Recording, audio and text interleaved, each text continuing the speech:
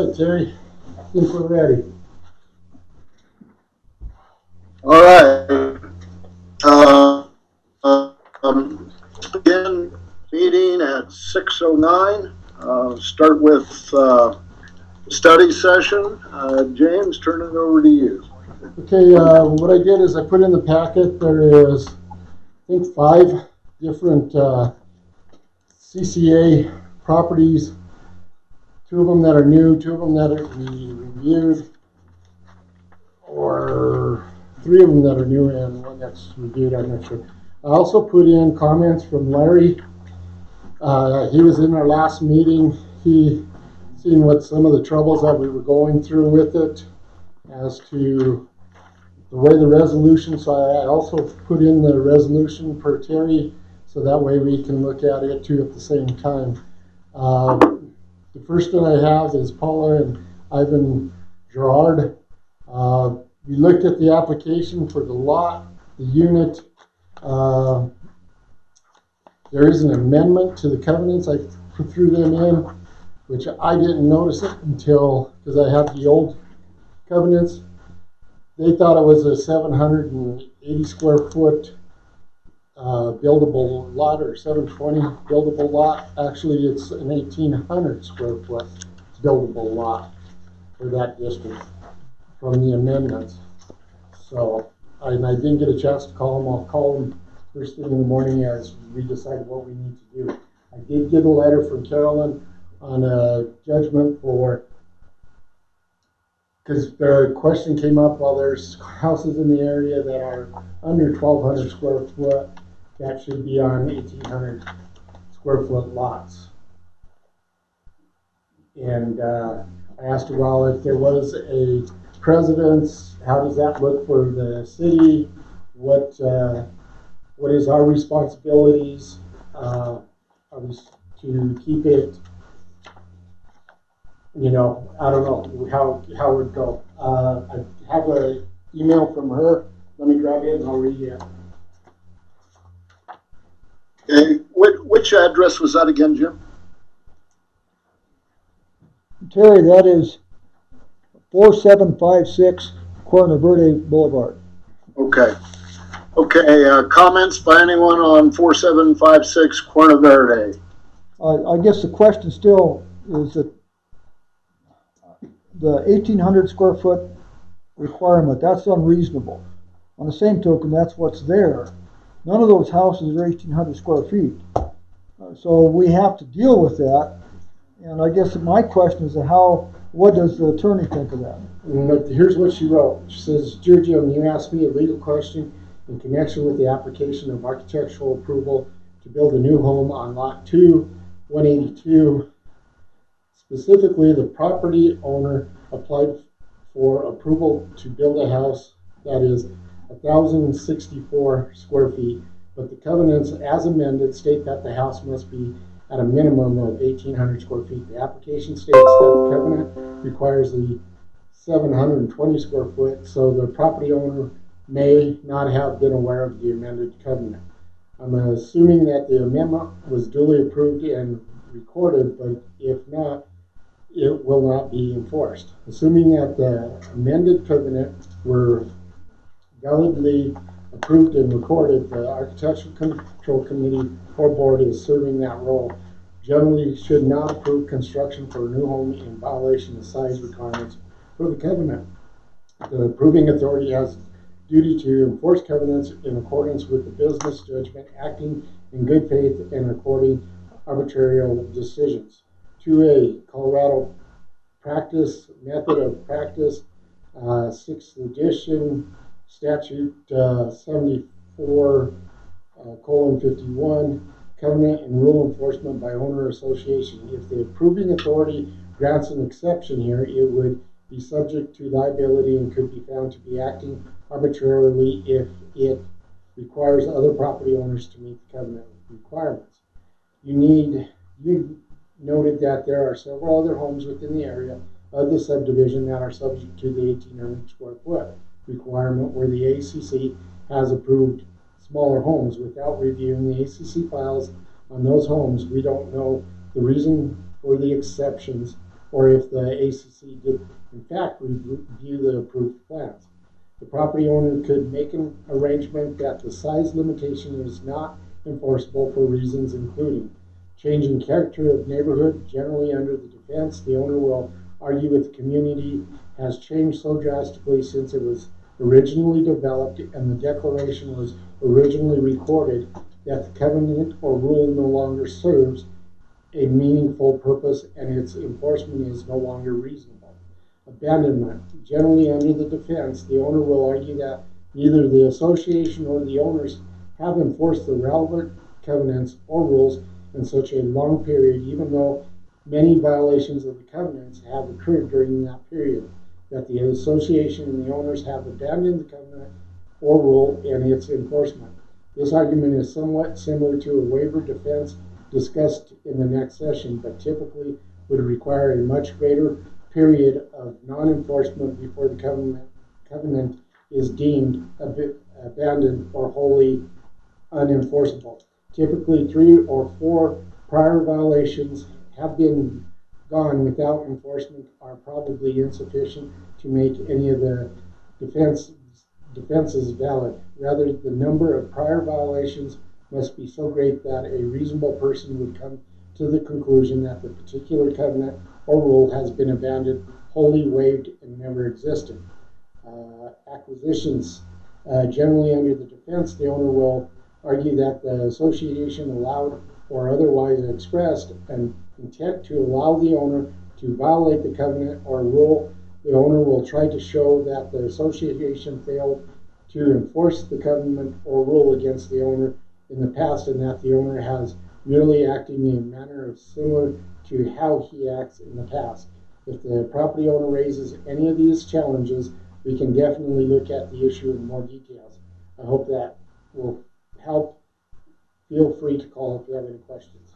I just got this at 4:30, so because it was a question that was brought up yesterday and I told her about it, she researched it, and that's what she came up with. Other thoughts? You know, this is Harry.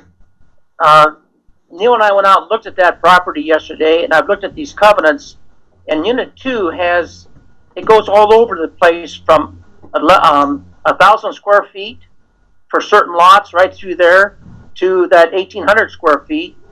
And he and I went and looked at all 5 properties yesterday and spent a lot of time on those and talked to some neighbors. And I think where that house is, an 1,800 square foot house would look out of place there. It's not that big of a lot, and what they're proposing to put in is reasonable. And I'm thinking if we just use common sense, I don't understand why they have all these different square footages for the same unit when it's just going down the road. And you drive that road, there's a whole bunch of Mod Podge houses all through there, and I'm thinking, if it's neat and clean and attractive, can we do anything about it? And the neighbors had no problem with it when you look at them there, and I'm thinking, and they were built in 1997. 2 houses right next to each other were built in 1997, and they're 1,200 square feet. Okay. And that amendment came in 1963. Greg or Bob, you have comments? I do. Greg, I can't see him, but you're... I do have a comment, Mr. Chairman. Go ahead, sir. So if I'm understanding this correctly, we've got 2 houses that we know of that are in violation of the current covenants on the book that basically were allowed to be built. I don't know why the covenants weren't enforced at that time, but they were allowed to be built, and there's numerous throughout the city violations like this, and the lawyer is telling us that it is fine for us to tell one person no, but the people that have already done it, it's all right for them. Is that what I'm hearing from the lawyer? Yes, no. Well, in a sense. But that's wrong. Okay. Bob? Mr. Chairman, this is a problem that I've been pointing out for years. If you think back to the previous board, they refused to appoint an architectural control committee. Now, first off, the letter we got from the lawyer is wrong in the fact that she referred to the ACC. ACC did not exist until we created it. It was a totally different type of organization. This is just a review committee that we have. What was in place before the board became Architectural Control Committee was an Architectural Control Committee appointed by the board. The board decided not to appoint a committee and become the committee themselves. In doing so, we have to uphold the covenants. There is no authority in the covenants to issue a variance. Your lawyer has stated you don't have the right to change it. They have the right to sue their neighbors if they would like, but we have no right to change the rules. It's strictly written. Larry, are you on? Do you have an opinion? I do, but we're being recorded. Chicken. All right. I'll take that as a pass. See, here, I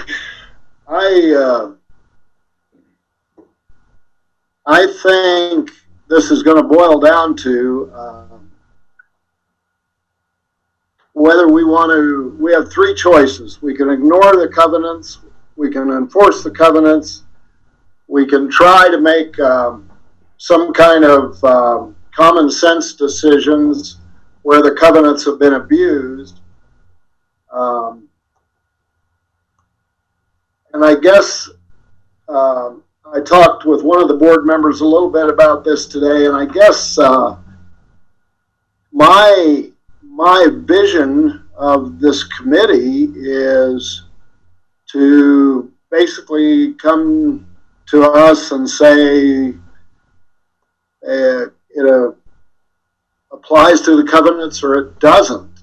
And I think, I mean, okay, so in this case, perhaps common sense would say go ahead and approve it. The neighbors don't care.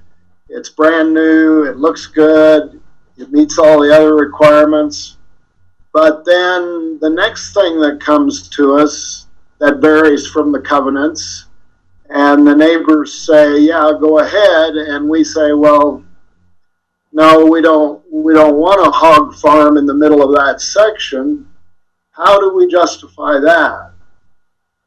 I mean, I would love to say yes to this guy. Sounds like a beautiful home, what I can see of it in the on the email. That's kind of where I'm stuck. We have another one that I visited about a little bit coming up that follows the covenants but may not meet what the community that the house or that the outbuilding is in. And to me, if it meets the covenants, it meets the covenants, because what's important to each of us as individuals is going to vary. And Greg, I'm kind of with you. It doesn't seem fair at all. I just don't know how we draw a line and then periodically erase the line one way or the other. So, thoughts? Mr. Chairman? Yes, sir. First, I want to reiterate again that the board, as the Architectural Control Committee, has no power to issue a variance. It's strictly written. Even your lawyer has said this. So to keep talking about should we do it is out of order. We have no power to do it. Now, to come back to your hog farm, if you remember rightly, there was a hog farm right in the middle of town that caused this same crap. And the board at the time could not do anything because it was properly zoned A1. Now, we've lost the hog farm. I'm glad it's gone. It doesn't stink anymore. But that was a problem with the past committee, is they couldn't figure out what to do because they wanted to shut it down and couldn't. Mr. Chairman? Yes. I agree with all of you. I think that it would be wonderful. This looks like a nice house. It'd be wonderful to have it there, but I also agree with Bob and with you, Terry, that I don't believe we have the legal authority to grant that application. I believe that we would be trading on illegal property. Because of that, I would suggest that what we do is consider talking to them about that fact and see what we can do to help straighten it out. Maybe find some way to make a variance. But at this point, I don't believe we have the authority to grant it. Mr. Chairman, one more thought. Mr. Chairman, if I may. Yes, sir. Greg first, then Bob. I agree. As much as this pains me to say this, I actually agree with Director Cook. And you. We can't, we don't have the authority, and we can't pick and choose which ones we're going to enforce and which ones we're not.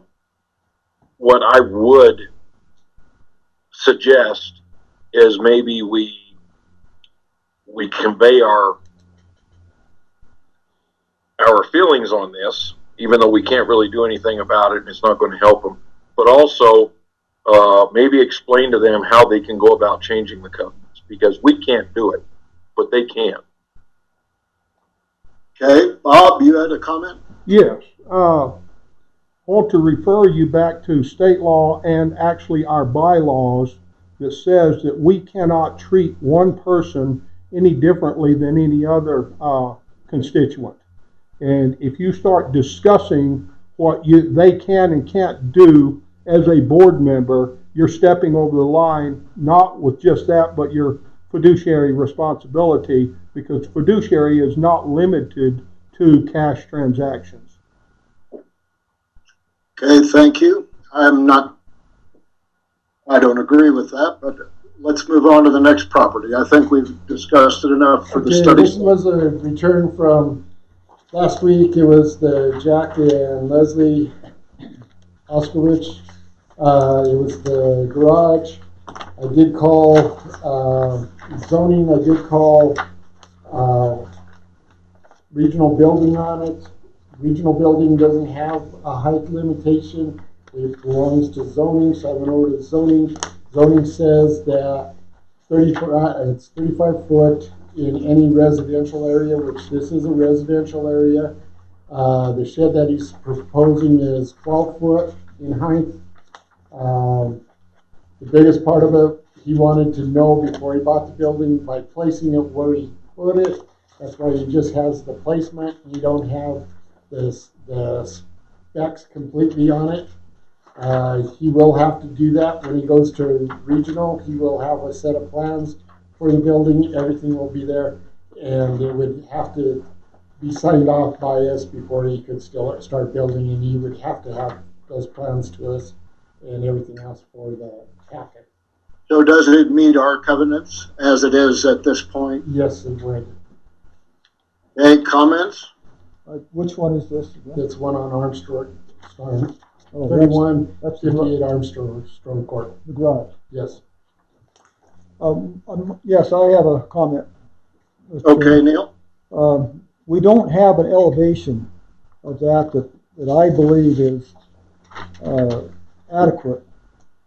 And my concern, I think it does meet the covenants, other than the texture, those kinds of things, because we really don't know what the color or the elevation is going to look like. I don't believe that it would be fair to the neighbors to allow them to put up a steel building that would look like our city shop. So as far as setback and all of that, I think it's fine, but I think that we should be able to see kind of what it would look like before we approve that. Mr. Chairman, if I may. Yes, Greg. I don't think, Neil, I don't believe we can. I do understand that under covenants we have control over color, placement, and texture. However, we have not given anybody any type of color charts, texture charts, or anything like that. And I think if we decide to go down that board or that road, until we do, I don't believe we have any say so of it. Mr. Chairman, I talk that a bit. It does state, like, looking at the covenants, it does state in there, Greg, that, and of course, it even states that this application process has to include elevation. Correct. It does state that form, texture, color, and exterior appurtenances. Then there's another part of the covenants that do explain that it has to be within guidelines of what the neighborhood is. So I think that we can limit that to some extent. We've got to be careful here, because if it is a building that looks somewhat like the city shop, that won't make the neighbors happy. Mr. Chairman. Yes, go ahead. He's correct that we are, in our application, we're supposed to review the elevation. If it's not here, we can't review it. Right. I don't see a problem with them turning in a complete packet. No, I don't either. I just wanted to know if what they were saying, even so far, agreed with the covenants. And Neil, you said the covenant says what about appearance? Well, I'm going to have to find it again. Now, I got so many.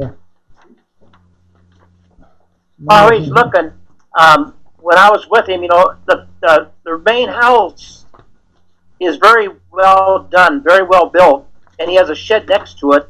And you can't assume anything, but my gut feeling tells me that it probably will look good, but we just need to see it before we can say final approvable. Yeah, I agree. If everything isn't turned in, why? I can have the complete packet for it. Yeah, in fact, I don't know, and we'll talk about this when we talk about the resolution that covers the CCACC, but I don't know that, I think we need to decide how much time we want to spend on this. If it isn't complete, we shouldn't spend any time on it, but we have to give that direction to the district manager. Yeah, I'm totally agreed, sir. I agree with that as well. Okay. Well, and that's, Okay. that's the thing, is he wanted to know, since he did combine the lots, if it would pass within us as just placement of it on the lot. Gotcha. And it will. Gotcha. And we'll talk about how much, Jim, because I know we kind of handcuff you. We tell you don't do this and don't do that, but then when you don't, we say, why didn't you? It's kind of one of those lose-lose deals. Yeah. So we're going to try to define your power a little bit in this. Okay. Chaffee Drive. The Chaffee Drive, I know Bob had a problem with it because it said modular foundation. It's the same thing calling in when they're looking for placement, and what it is, they have this sealed architectural plans for the foundation and everything. This is one that I signed off. It was brought in before we talked about it. It was the same week that it happened, and I signed off on it Wednesday, and Bob brought in that we need to do this. So that's why we tried to get it last meeting. Regional building, I talked to them. They do have sealed architectural plans. I don't have them from them yet. I will get them. I will call them and get it straightened out. Is one question, is foundation covered in our covenants?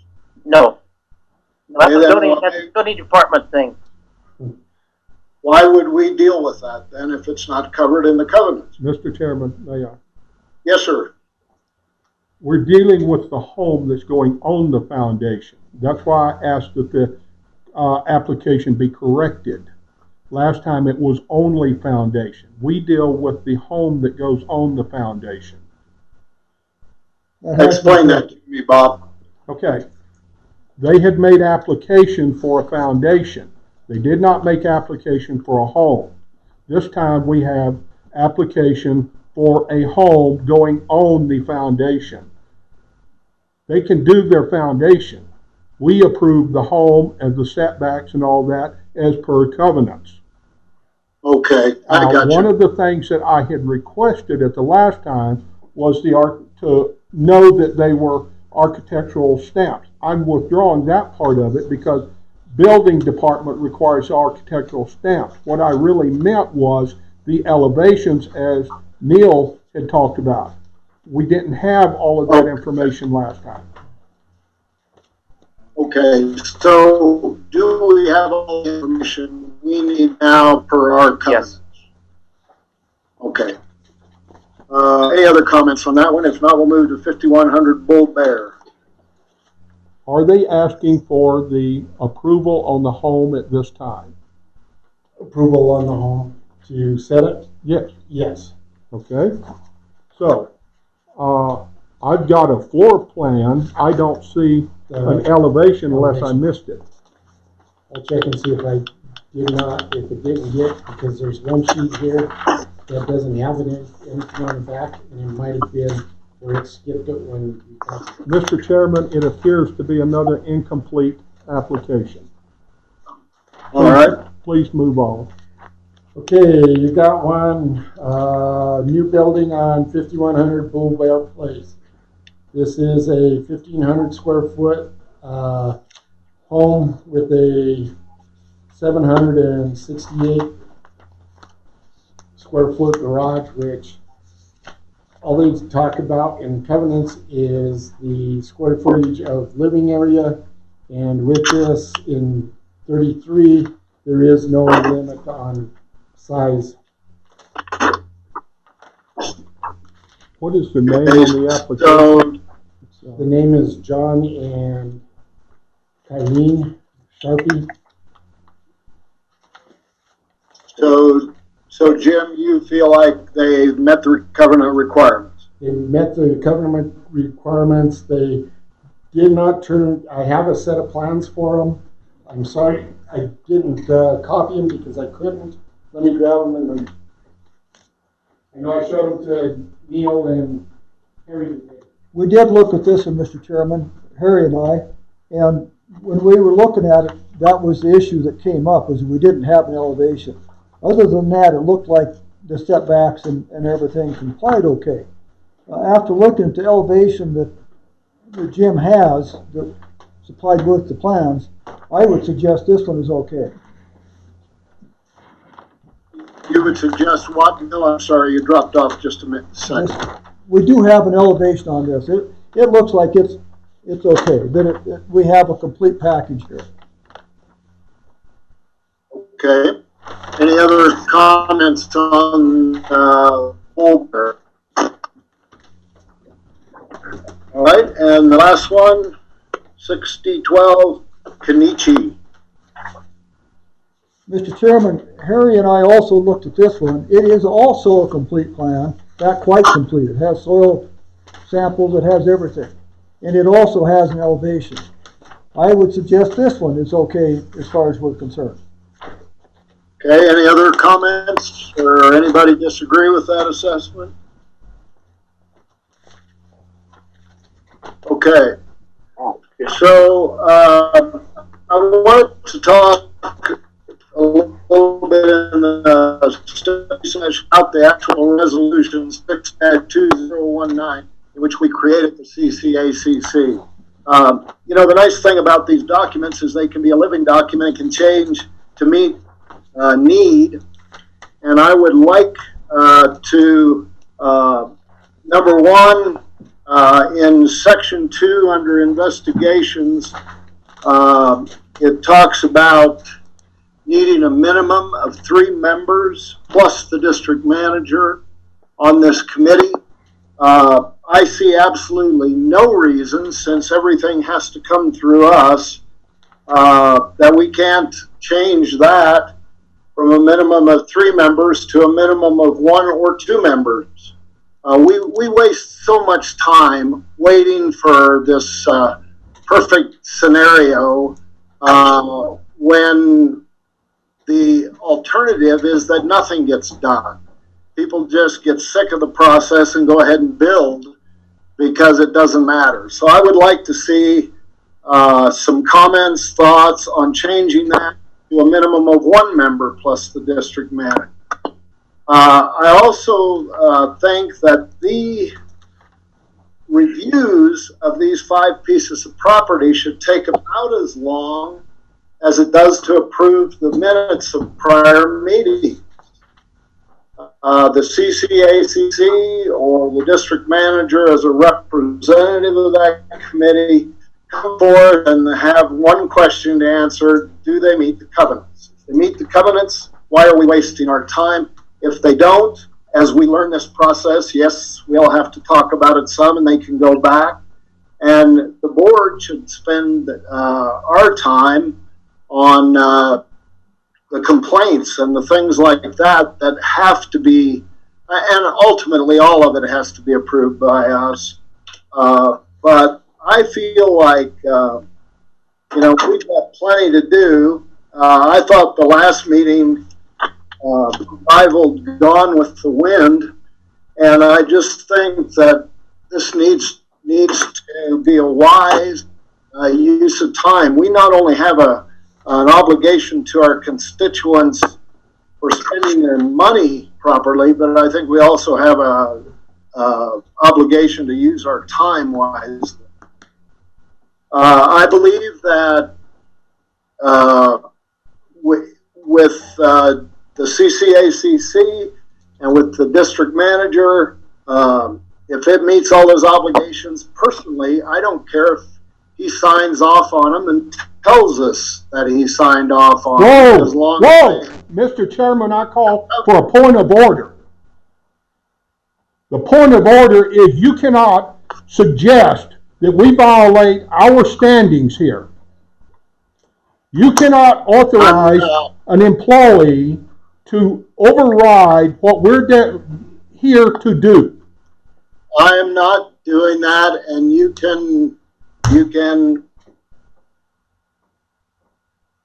I also think that we need to clearly define the district manager's responsibilities, not only in this, but in other areas. And then we need to decide if we want to get rid of the district manager or not, because every time we question him and go into areas that should be his responsibility, to me, that's almost like a vote of no confidence. And I think Jim's doing a great job, and I think that the board is solid. I think that the 5 of us all add different positives and negatives to the board. And I would just like us to start with Resolution 16-2019, cutting some of the repetitive stuff and being more, using our time more adequately. Other comments? When I was talking with Carolyn over, she brought up this.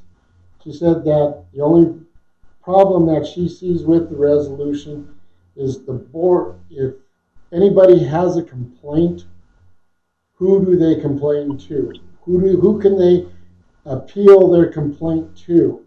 Because the board is the final layer. So there is no other complaint other than going into a lawsuit.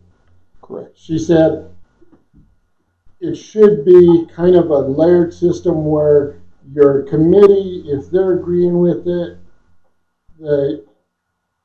and giving me direction, yes, they have a complete packet, everything's ready to go, you can sign off, or no, you can't. And then if the person, I call them and tell them, no, you can't, because the committee said you're not right, then they could come to the board and say, okay, this is what I've done, this is what I do, and do their appeal to the board without having that lawsuit. So in a sense, it should be a tiered system. Whereas with what we have in the resolution, it is not really a tiered system in that the board is the final say no matter what. You understand what I'm saying? Bob? Okay. Other comments? Yeah, Mr. Chairman, this is Neil. I spent a lot of time on this today, kind of kicking around, typing some different things and looking at some different resolutions that were made by other entities. And I have a couple problems with this resolution that I think we need to address. This resolution doesn't do a good job of actually creating the Architectural Advisory Committee and establishing the responsibilities and authorities of it. And I think we need to address that, because part of that, we haven't spelled out the authority and responsibilities very well, and where they go and who's responsible. So I think we need to readdress this resolution. I would suggest that we all take a bit of time and look at the resolution, make notes, and put it back together and see if we can adjust it to make it work. All right. Bob or Greg? What's Larry think? Larry, and look at the overall resolution, be very conscious of the reporting, because the way that it's being worded and the way that it's actually working, if you look at just this meeting, the Architectural Advisory Committee is at risk of having two direct reports, one to the manager and one to the board, and you can't do that. And in my opinion, it should run through the manager as the person responsible for operations of Colorado City. Now, the board can get all the reports they want, and that's prudent, because that's part of the feedback loop from virtually every department, is the end result of the reports, the statistics, what worked, what didn't work. But getting into the minutiae of the details of all this property stuff, it's amazing. We've got probably 1 or 2 or 3 committees operating on these properties just in this meeting. Right. Yeah. Good point, Larry. We're ineffective. Greg, Bob? Yeah. Larry? Chairman, if I may. Yes, you may, sir. My problem, I feel like we should give a little bit more authority to the city manager. I do believe that as the board, we should have the final approval. But one thing that I am getting so tired of, and I think some of the other board members are too, is, and maybe some of this is due to lack of preparation, I'm not sure, but I'm getting so tired of the nitpicking and the grandstanding. To me, this should be a very straightforward process. The individual comes in, brings a complete packet, gives it to the Architectural Advisory Committee. They go through covenants, make sure it's all right, let the city manager know there's no reason they can find to disapprove this, and then the city manager brings it to us and says the recommendation of the city manager is to approve this packet, and then we can go through it in our meeting packet, and if we want to bring something up, we can. If not, we approve or disapprove. Harry or Bob? Thank you, Greg. Well said, Greg. And I just think we need to tweak it. And I think Larry has a lot of input into that part, that little chain of command thing that goes through. But it's not rocket science, and it should almost fit everybody that does something. It's just, you follow a system, and it should be low maintenance. And I agree. We need to make it work right. And I know it's difficult now because we're not around each other, and we can't do things because of the virus. Because you never know when it's going to hit us, if it does. And we're trying to make do with what we have. And I think If we just tweak it and look at it and bring back a thing with the resolution the next time that we can all live with, I'm for it. Bob, any comments? Yes. First off, the 3 was put in there because the board didn't want, or they wanted a full committee. I have no problem with 1 or 2. Never did in the first place. As for the authority is spelled out in the covenants of who has authority. We've taken that authority and we can't give it to someone else. We have to do special things per lawyer's instructions to make sure we do it. Now, it is set up, and I thought that this board understood that when a complaint or a packet comes in, the Architectural Review Committee would review it, and then if they don't hand it to the board themselves, they would hand it to the manager, because the manager brings all correspondence to the board. He's instructed to bring all correspondence to the board. There's no problem with him bringing a packet from the committee to the board and say, the committee found no problem. I would appreciate it if the committee was available to say, did you look at this piece? You know, if I say, Mr. Committee, did you review the zoning on this property to make sure it complies? I have someone to ask, instead of sending it back through the manager, back to the review committee, or we sit here and spend the time, which from my understanding you don't want, and I don't want, to spend time digging through covenants, reading every line to figure out whether or not everything is in order. That was the reason for the review committee. Just tell us what you found. If we do have a question, we can refer it without tabling to the next meeting. One of the problems that we're going to have is already been addressed tonight with these incomplete packets, or let's just ask this or ask that. The board's not here to answer questions about the covenants. We're here to review the complaint or the packet, not give legal advice of what we think or feel about what the covenants say or how somebody should act accordingly. That's all spelled out in the covenants. I refer you back to the first one in the 1,800 square foot situation. We make a determination as to whether or not the covenants say it. We don't beat around the bush. If they dislike it, they're more than welcome to sue the neighbor themselves, or they can then file a complaint against the neighbor to the board. The board reviews it and tells the neighbor, okay, you're out of compliance. How do you want to proceed to come within compliance of the covenants? It's a whole big loop. And that's what we've got the review committee for, is just say, hey guys, this is what we found. The final decision all rests at the very same time of the meeting at each meeting.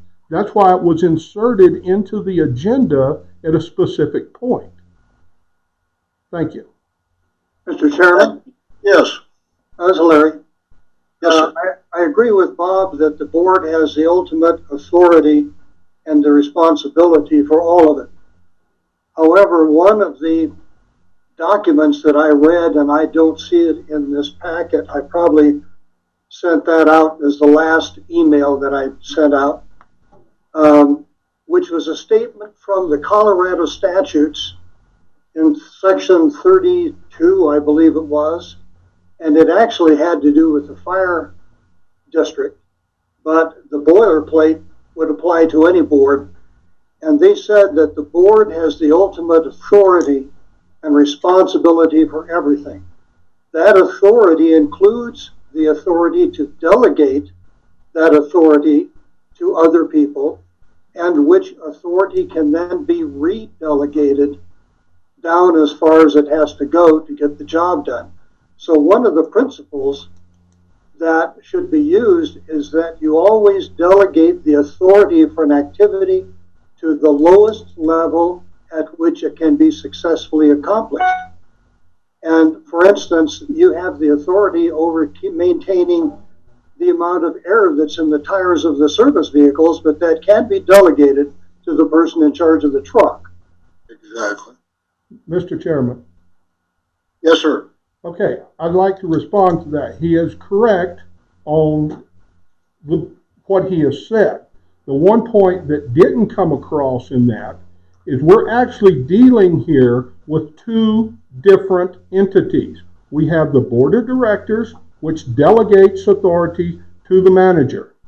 We have the architectural control committee that has no one under it. It is not even a part of the board. The board has placed themselves as that entity. They're two separate entities totally. So the board can't delegate authority to someone that doesn't work for that board. Okay. Mr. Chairman. Go ahead. Last thing on this item, but go ahead. Okay, the board is giving the authority, can give the authority to the manager of the Metro District, who in turn has the authority over the Architectural Advisory Committee, unless the board wants to be in the chain of command and put their operating budget, alter it so that they have people to work it, they have expenses and all the rest of it. It doesn't make sense to have two operating lines within the Metro District. It should be one operating line and the manager responsible for the whole thing. All right, let's move on. It actually sounds like we're all, I'm sorry, Greg. I said amen to that. Yeah, I think actually in listening to everybody's comments, I think we're really close to completely in agreement on this. Number 3, Jim. Actually, number 2, I have a little more information that I wanted to add in on the water lease last week when we talked. I know you guys all said no, we're not doing it. I did talk to and went in through my Colorado water law book. If we do not, the reason people do lease out water is to keep the water for a usable use, which leasing it still allows us to keep our water rights. We're leasing it out to somebody to use it as a beneficial use. At this point in time, we do not have a diversion from the Ganeros, which would be to go into the Greenhorn Valley Creek. Is that right, Gary? Greenhorn Valley Creek. We don't have a diversion at this time. So the reason why they did lease it out in the past was basically to keep the water rights, because after a certain point in time, it could, I believe the minimum is 3 years. If you do not use that water, it can become considered abandoned, those rights, and other people could apply for them and take them over. And I know it's a period of 10 years that it might take to get them, but if they can prove that you did not use that water in a beneficial use, they can consider it abandoned. One of the things that I looked at is should we raise the price on it if we don't want to do it or whatever, set up a new contract? I don't care. I'm just getting the points that were not mentioned last time. I wanted to mention them, but I wanted to do my research first before I say anything on it. Thank you. Any comments on that? Yes. Mr. Go ahead. Chairman, Go ahead. if we want to start abandoning water, let's start with 11 million gallons a month. I don't think I have my statement of purpose in front of me that would confirm what he said. He said he reviewed a water thing. I don't see a lawyer's review here. I see nothing in the way of the statement of purpose review. And we just talked about making decisions and moving on from that. The board made a decision. Now we've got the manager doing an end run trying to undo the decision. So that's where I'm at on this. Either we make a decision or we don't. I'm not saying trying to change your mind or make a decision on it. I'm just giving you information that I know you guys said you did not want a lawyer involved in it, and I did the research on it just to give you the information. I just wanted to give you the information, Bob, is all I wanted to do. All right, number 3, Jim. Resolution 08-2020, electronic meeting during emergency situations. That's under your section 3 red. I did put in the last section, whereas in order to protect the public health, well-being of residents and property owners within the district, as well as directors, staff, and contractors of the district, the board wishes to authorize the district to hold meetings as designated location for the board of directors and via staff via telephone or audio video conferencing during times of emergency. Whereas all voting during the video conferencing or via telephone meeting will be done by division of the House. Those were the 2 additions that you guys wanted added. It was done and in the resolution. Any other thoughts about Resolution 8-2020?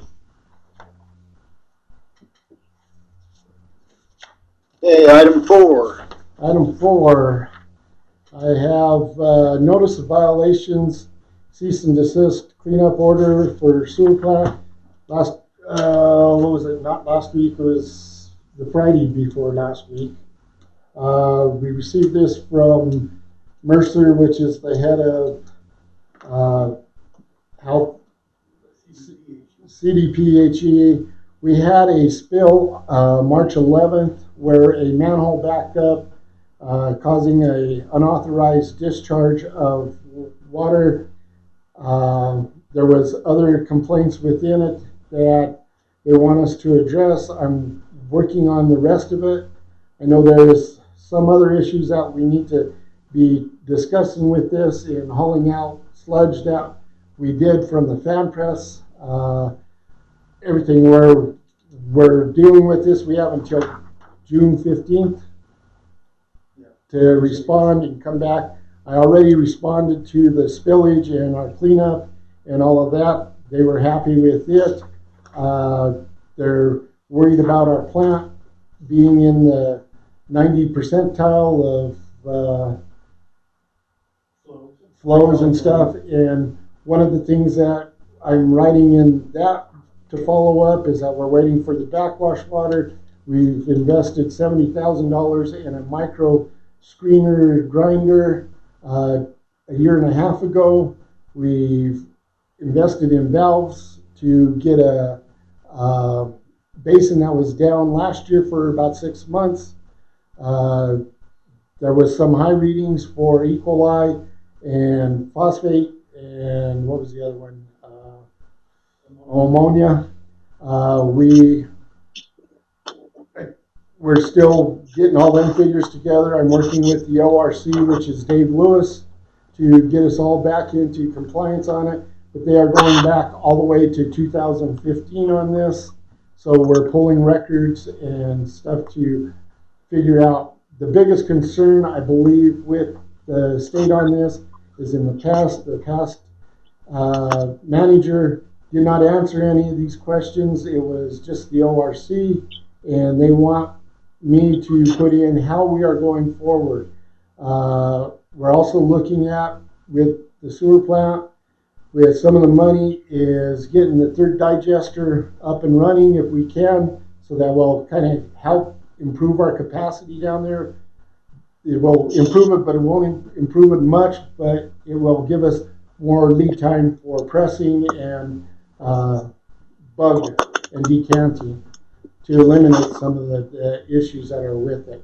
So it is something that we are working on right now, and that's what I've been busy trying to get all the information together to get it going, to get with Dave. And Gary's been getting with Dave as to information and readings. Been having meetings with Donnie as to how we can clean up the area down there, remove our sludge and stuff. So that way, before they come down for a site visit, we'll have it all in place. You know, so there's a lot of moving mechanisms to this, which everybody's working on and trying to get it completed. Like I said, we haven't had an incident like since 2016 where we had a spill. Yeah, and it's just one of those deals that they want basically me see if I will respond to them and not handle it like it was handled in the past. Comments? Good job. No comment.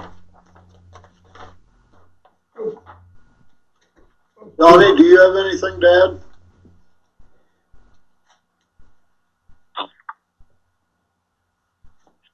Donnie, did you have anything to add?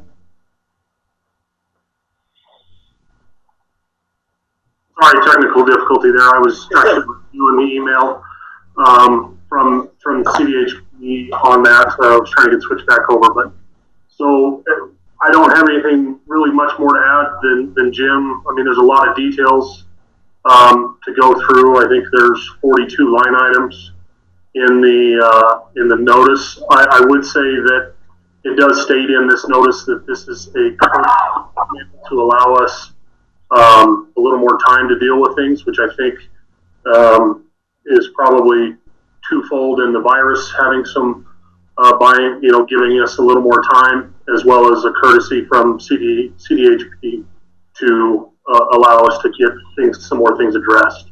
So Jim and I on a daily basis are in contact with Dave Lewis on our options to best take care of what they're having their requirements.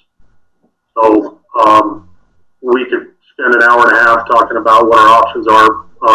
And I think kind of the theme tonight has been, talk about the prudent things and move on. But I would encourage any of the board members that want some more information on it to stop in with Jim and or me, and we can walk through all of the pieces that are kind of moving with this violation notice.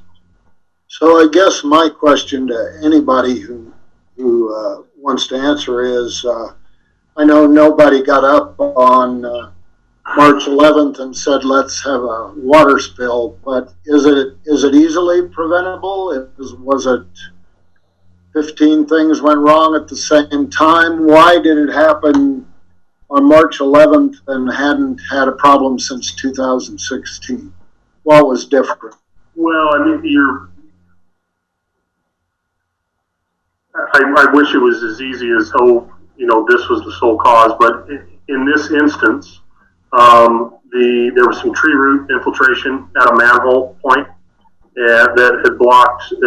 This particular line is what we call the mother load line. It's carrying everything from town of Rye to the sewer plant. At this point, almost 90% of the city was combined into that. So it's a very high flow, high volume section. And so the obstruction was probably there for a minimal amount of time before it created the backup.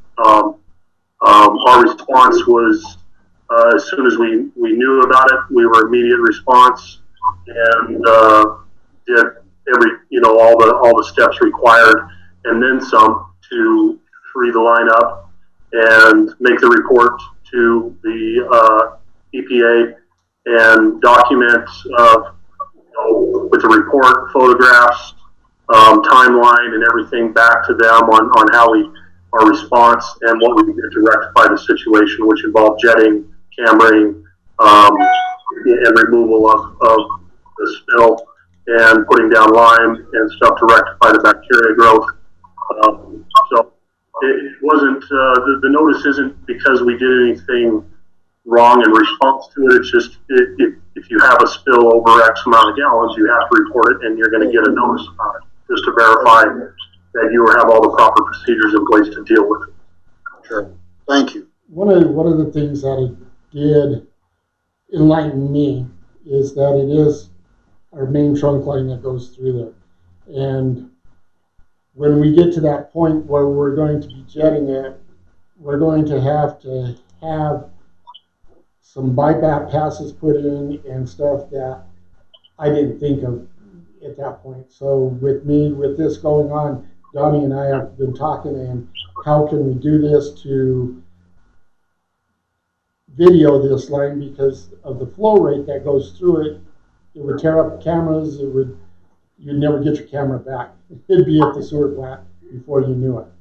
So it's also brought up some brainstorming and different things that we might have to look at for videoing that area of line. Okay. Other comments? Mr. Chairman? Bob? Yes, sir. Go ahead. It's been stated that this is a main line. I'd like to ask either the manager or Donnie at this time what our state mandated schedule for jetting and cameraing that line is. So, if you think of the sewer system, the sewer plant is kind of your central hub. Everything is a artery.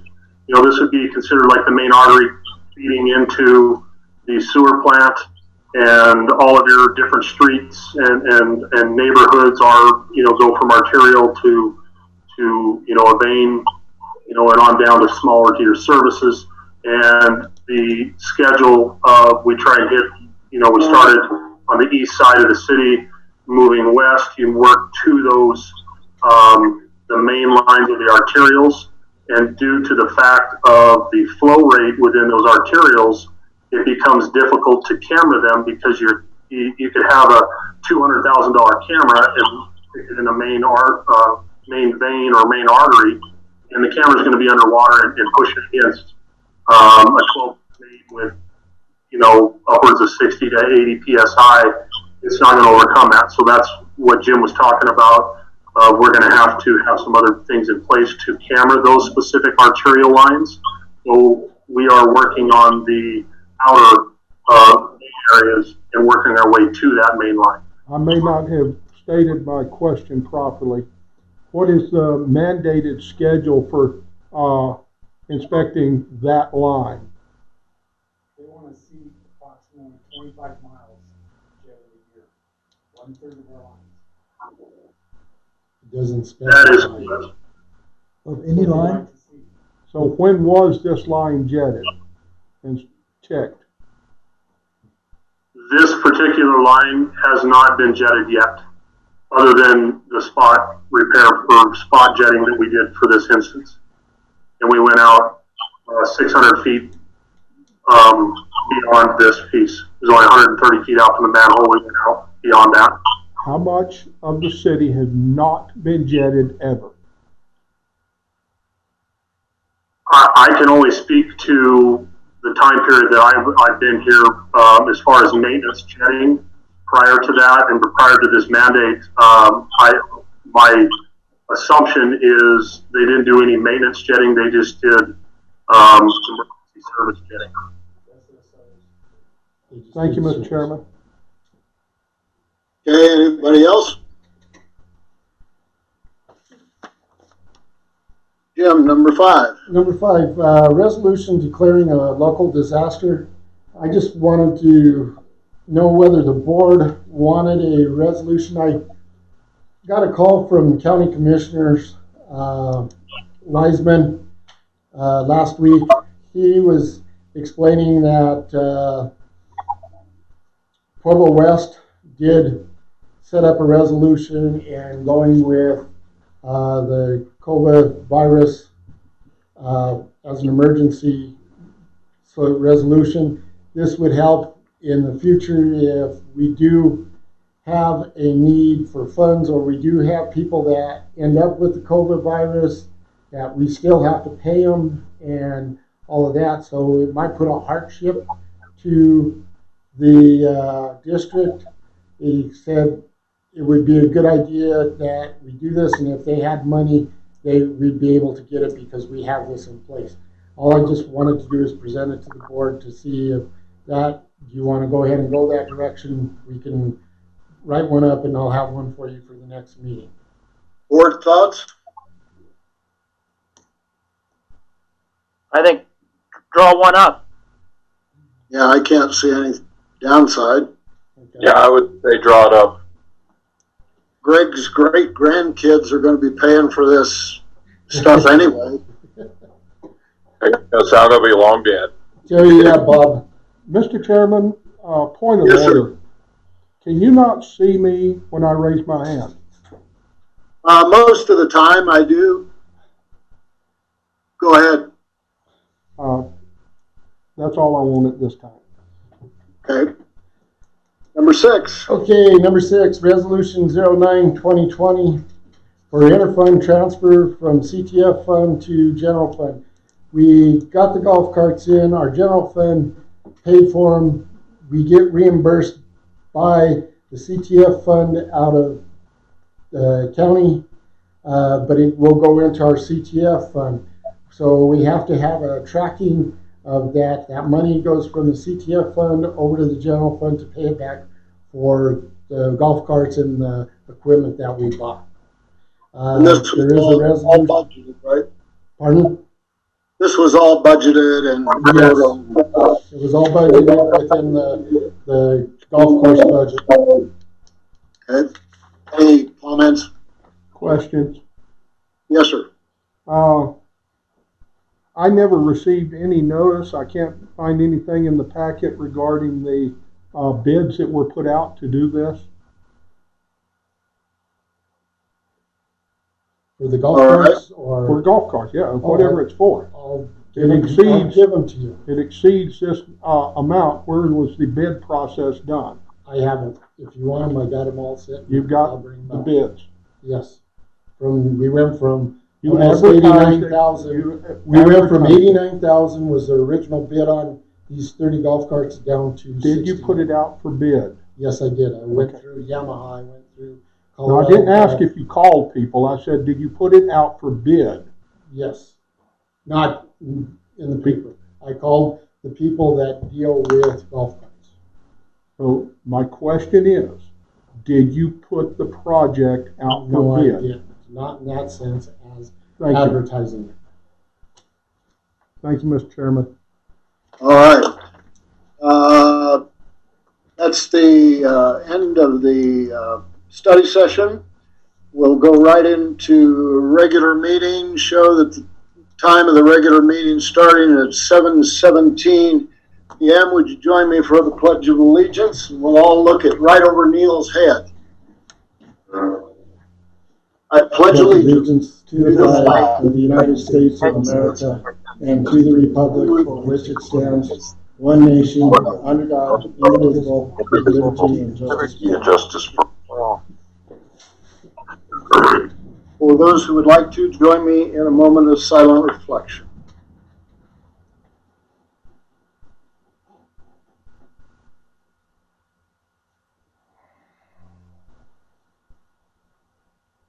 Thank you.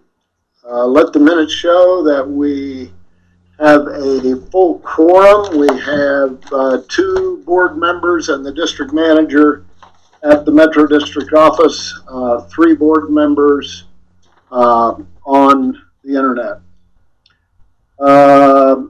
Could I get an approval of the agenda? I'll make a motion to approve the agenda. I have a motion to approve the agenda. Can I have a second? I'll second it. Been moved and seconded that the agenda be approved. Any comments? All in favor signify. Actually, I think even though it's a minor detail, we will do it by voice vote because of the situation. Harry? Aye. Bob? Yes, Neil? Aye. Greg? Yes. And the chair says yes. Approval of the minutes. We'll be approving the minutes of the March 31st, study and work session and the April 14th regular meeting. I Mr. need a Chairman, motion. I make a motion to approve the minutes as written and inserted in the packets due to our statement that we put at the end of each one. I do have a question. Is the one that I had requested in here? That's very Thanks. first. Yes. Should be. You had requested what, Bob? The minutes of the meeting that the board chose to not show up to, Yes. Oh, I'm okay. sorry. and it's not in here. It isn't. I withdraw my motion. I'm sorry. Okay, I need a motion to approve the study work session of March 31 and the regular meeting April 14th. Actually, y'all, you're gonna be doing this the 14th. I'll get the 31 next one. I thought I had it. All right. I will make a motion to approve those minutes that you stated, Terry. Okay, so the March 31 is the one missing. Let's just, Greg, can you amend your motion to just approving the April 14th regular meeting? Yes. Just approving the April 14th regular meeting. It has been moved to approve the regular meeting of April 14th. Do I have a second? I'll second. It's been moved and seconded. Any discussion? All in favor signify by, I'm sorry. I'll start this time. Chairman says yes to approving. Harry? Yes. Bob? Yes. Neil? Yes. And Greg? Yes. Motion carries. Bills payable, are there? No. No, they aren't this time. Financial Any report? No. operational issues? We did have something come up this week. November, they're within when they put in new regulations within our water distributing system. That we have to have more chlorine time, contact time. We're looking at it. It's one of those situations that they're mandating it. We're trying to figure out whether it has to be done by this November or the following November because they're 4 years behind on this project themselves. So we're still in research. I just wanted to bring it to the board's attention that this is something that will be mandated by the state, and I'll bring it to you at a later time. All right. Mr. Chairman. Yes. How is our contact time handled at this point? Still on the Clearwell. Clearwell to the first half. Okay, Now, and how do we adjust the time it's held? at this point, you can't adjust it. That's one of the main reasons. That's why the program, How are we meeting contact time now? With we're not fully in this program yet. I've been told in the past that we were supposed to have a certain contact We time. have had certain contact time from the past. We do not have- How do we manage the contact time we've had in the past? It's in the Clearwell. Okay. So how do you adjust that time to Yeah. get it to that point? We have the opportunity to either put in bigger Clearwell. We can add to the Clearwell that we have now by additional piping, or we can go out and add basically dog houses up on the Kenichi or Cornell Bird and St. Grain, and have analyze the station there. You're looking. So I'm trying to get this straight now. We've been mandated to a certain contact time in the past. I'm not talking about the new contact time. What it was in the past was we had to carry 3 feet in the clear well, and as it rose, that gave us our contact time. It was enough contact time to meet the state specs. Whereas now they're changing the specs that you need to have X amount of time before the first tap. Well, from our clear well and our pumps, we have on that main line that goes to the tanks, we have taps on it. So it is not enough distance from the clear well to the first tap on each line. or they're saying, The entry point now is at the headworks in the clear wall. So when it hits the pumps, that's considered the entry point to the city. So we need to increase that time. Does that make sense that we can hold it longer? We need to hold it longer. I agree with that point. But I was trying to determine how you met specifications of the past contact time. and that's how they did it in the past, is by having a 3-foot level in your, So what is our capacity? If we can do a 3-foot level, why can't we do a 6-foot level, or what? What is our capacity? Where are we at? Capacity in the clear well is 28,000 gallons, which is how many feet? which is 7 feet. 7 feet. So we're okay by doing it 3 foot. We've got 7 foot, so what kind of adjustment needs to be made here? We've got double the capacity, which would just, Bob's thinking, double your contact time. So tell me how But it doesn't, because you're filling that tank, so it isn't like sitting there. I understand. Giving that contact time. So as you're filling it, it's taking it out, so you're not getting a set period of time that it is contact, because you have new coming in, old going out. Well, that would but work you in the got new old and way as well. If you put water in the old system, it's still not contact time. So how do we adjust contact time? What they're recommending is piping out of the clear well, say a 20 or 16-inch pipe. That's where the engineering has to come in and decide how long of a line do we need to come back to our line. Whether if it's 8 inches, it's going to be 1,900 feet of line to get that contact. Whereas if we do 16 inch, it's going to be maybe 900 feet of contact, where we can go out, come back, hook back into the line and go, and that would give us our contact time. So, it's like that line will be a reservoir itself too.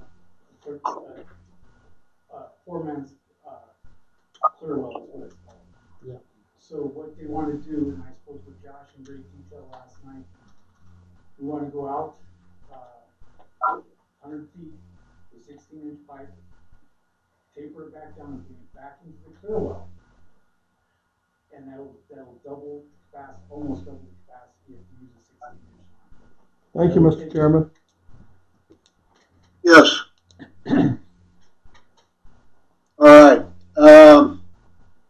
Neil, would you mind opening that drawer where I usually sit and grabbing the statement of conduct and reading that for us? Will do, Mr. Chairman.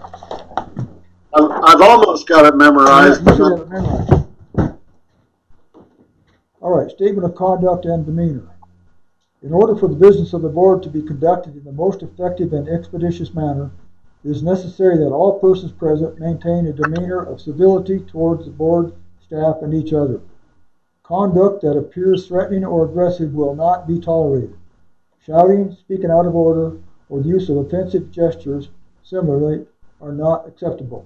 Such behavior shall constitute the forfeiture of your right to remain in attendance and may, as a point of order, brought to the board's attention by council or any board member, including the chairperson, result in your being asked to leave the meeting by the chairperson, or upon refusal, being escorted out of the meeting by the proper authority.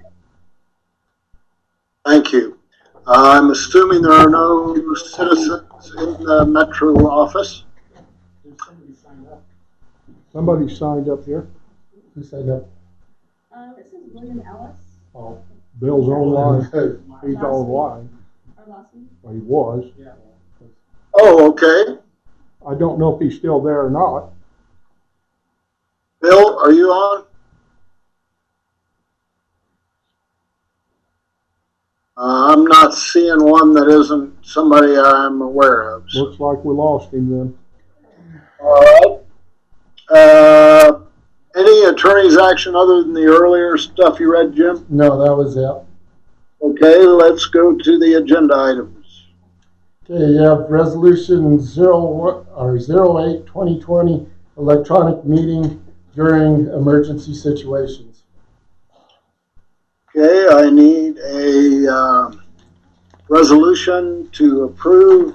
I need a motion to approve resolution 08/2020.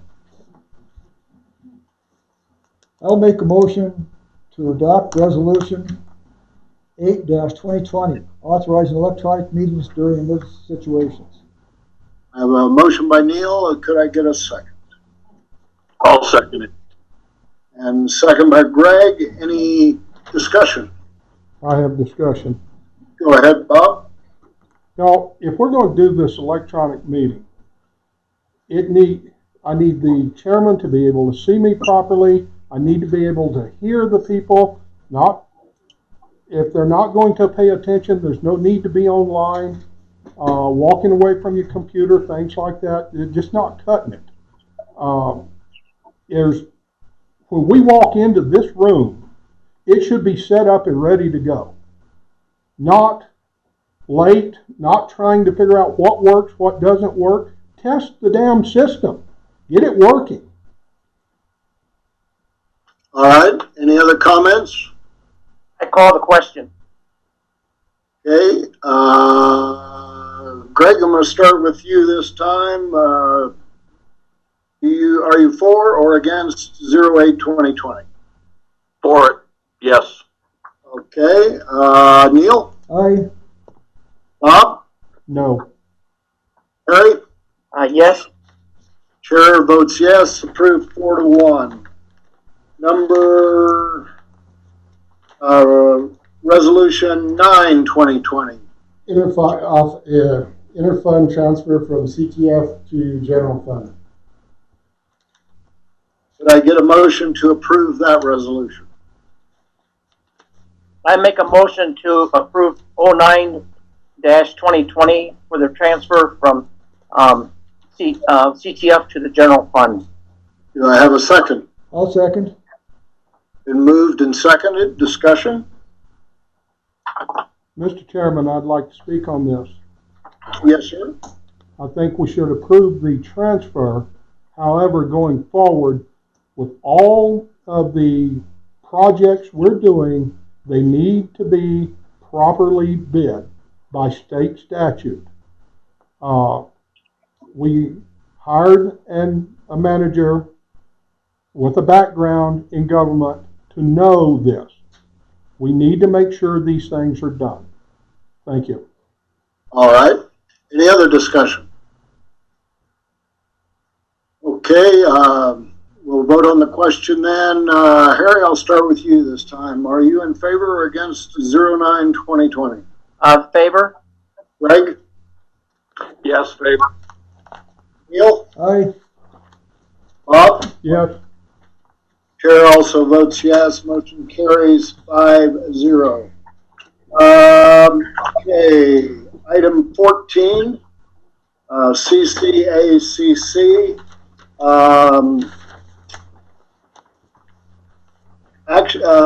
Action on these properties either individually or as a one resolution. Your thoughts? I think we need to do them individually. All right, let's start with the property on Cuerno Verde Boulevard. I make a motion that the Cuerno Verde one be denied because it does not meet our criteria for the square footage. And then we go back to them to tell them that's the only reason, and if we can come up with a viable solution to change in the covenants, then we will resubmit it. Yeah, I have a motion that we deny 4756 Cuerno Verde Boulevard based on covenants. Do I have a second? I'll second. Moved and seconded. Discussion. Greg, for or against? I'm for. Chair is for. Bob? For. Harry? Or And Neil? For. Motion carries that one is denied. Next one, 3158 Armstrong Court, the garage. I need a motion.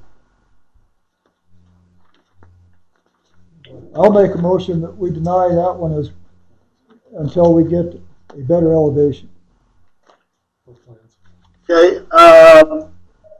Do you want to, Neil, say that, or could I suggest, based on that we need a complete packet? I'll amend it to a complete packet. Okay, I have a motion that we deny that based on an incomplete packet. Do I have a second? I'll second. Been moved and seconded. Discussion? Okay, chair votes yes on denying that one. Harry? Yes. Bob? Yes. Neil? Yes. And Greg? Yes. Motion for that is denied. 4281 Chaffee Drive. Need a motion on that one. I'll make a motion, we approve that one. Okay, I have a motion to approve I'll second it. Chaffee Drive, and I have a second from Greg. Discussion. Harry, how are you voting on that? Yes. Bob? Yes. Neil? Yes. Greg? Yes. Chairman also votes yes. 5-0. 5100 Bull Bear. I need a motion. I make a motion that we approve the new construction of 5100 Bull Bear. I have a motion. Do I have a second? I'll second it. Been moved and seconded. Any discussion? Bob? Yes. Neil? Yes. Greg? Yes. Chair says yes. Harry? Yes. Motion carries. Last property, 6012 Kenichi. Do I have a motion? I make a motion that we approve the construction on 6012 on Kenichi. All right, I have a motion to approve that. Do I have a second? I'll second it. Moved and seconded. Discussion? Mr. Chairman, I'd like to speak for a moment. Yes, sir. I meant to speak on all of these on the same topic. That's why I held it to the last. I want to confirm that all of these, not just this one, that zoning per each one was looked at. For instance, we know for a fact that one house here recently applied for R1 home in an R5 lot. Has that been compared to the covenants, the zoning itself? Okay. Good Well, we point. can answer that. I'd say yes, because Neil and I looked at those when we went to the sites and looked at the zones for each one of those, and we checked them. Yes. What I'm getting at, may I? Yes, go ahead. I'm sorry. What I'm getting at, Harry, I know that you've checked some zoning. This is the question that I'm posing. The covenants specifically say how a lot will be used. It doesn't necessarily give a zoning on all of them. Now, most of them they do. For instance, the one that was in question was an R1, but the builder was placing an R5 within it, or attempting to do so. That's what I'm saying. You've got a zoning issue of Title 17 at the county level, and then at the covenant level, we have a zoning issue. All I'm asking is, are we confirming that the two match? Yeah, certainly that has to be done. Mr. Chairman, let me make a statement here too, if I may. You may. I don't believe in the covenants nor in our routing slip here that states zoning anyplace. That's our responsibility. Let me explain. May I? Yes. Okay. The reason I chose this one is I believe the one in question was just off of, I can't pronounce the name of that street. It starts with a H, hallelujah, something another over here, just off of Anza. Holatoya? Okay. Okay. It's just off of Anza. And for instance, in that particular unit, it did state in the covenants that all lots shall be residential R1s, and the gentleman was attempting an R5. That's why I'm saying, I just want to make for sure that going forward, that's why I held it to the last. Going forward, we need to confirm that if our covenants say one thing, that it needs to match what they can do on it. For instance, the very first lot that was sold that caused all the real estate commotion was they wanted to build a home on it, yet it's a B1 lot, and you can't put a home on a B1. That's what I'm getting at.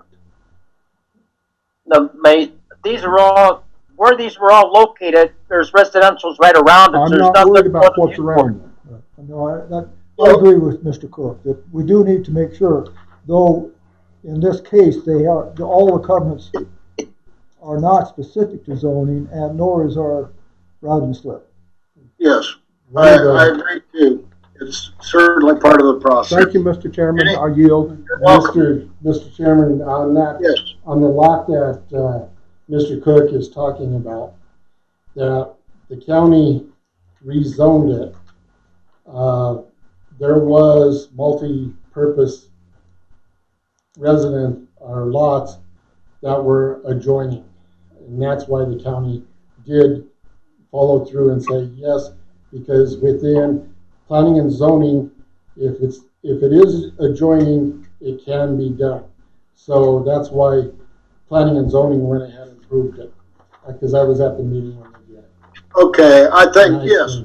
I think basically the caution about making sure that we've checked that is good. Does not apply, I don't believe, to any of the five tonight. Any other discussion on 6012 Kenichi? If not, Neil, how do you vote on approving that one? Yes. Greg? Yes. Chair votes yes. Harry? Yes. Bob? Yes. Motion carries. As part of the CCACC discussion, in the study session, I'm just going to throw this out there. I like Neil's suggestion that we all take a look at that resolution, Resolution 16-2019, decide how we feel. I mean, there may be other parts of it that the rest of you, but I certainly think the number of members on the CCACC and a clearer line of authority is part, and then we'll assume that we can get that information to district manager for our next meeting, if that's acceptable to everybody. Not really a resolution or a motion, just I think it would be time well spent. I agree. Okay. Yes, I agree too. Agreed. All right, let's do that. Going on to old business, Jim. Old business, like I said, we talked about water leases and where you guys want to go with it. Where this will be the first year, there wouldn't be a real loss of it. Any loss, we can get more information on it. If you want me to talk to our water attorney and get you his written law on it, I can do that. If you want to have a new lease made up, I can do that. It don't matter. It's up to you guys. I just put it on there as a forethought. In all honesty, as we had the discussion last meeting, and I know very little about water. I know I pay a water bill, but it seemed to me like a rather low amount.